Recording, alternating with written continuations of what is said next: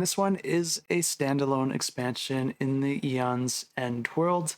And if you're not familiar with these series of games, this is essentially a co-op where players are going to be choosing different characters and then also choosing a final boss that they'll be fighting against throughout the entirety of the game. Each character is going to have their own associated deck along with the boss. Then players will be performing most of their actions by spending ether, which they get by discarding cards from their hand.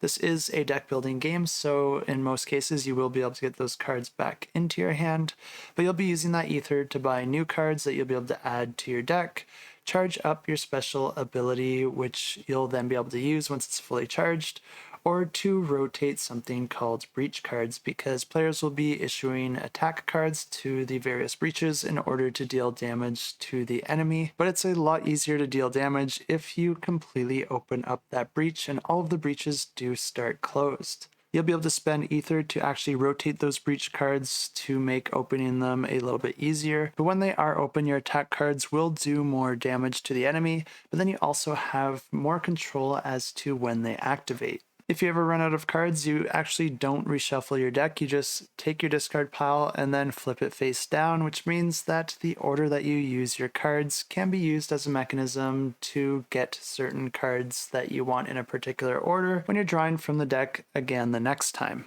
The order of the players in the enemy's turn is somewhat randomized, but on the enemy's turn, you're just going to be drawing a card from their deck and then resolving it according to its instructions. This new edition of the game does play very similar to those previous ones, but it does add a few new concepts into the mix. The first one is the Friends and Foes, which is going to be adding additional characters into the mix, and they're going to be mixed into the turn order as well, but they're essentially decks of cards where you'll always be able to see the next attack that they get to do. But of course, the friends will be helping you, while the foes will be helping your enemy. Since players will be able to see the next cards for each of these, it does add an additional strategic element that players will be able to plan for. The other new addition to this are the elemental tokens, and these are essentially tokens that players will be able to assign to the various foes or enemy, and you'll be able to build these up on those enemies and then activate them at some point in the game, granting you with some sort of positive effect. The game continues like this until the players have defeated their enemies or until the players themselves are defeated. And when a player's health does get down to 0, they're not eliminated from the game, but their turns become very, very limited with what they're able to do, making the rest of the game much more difficult.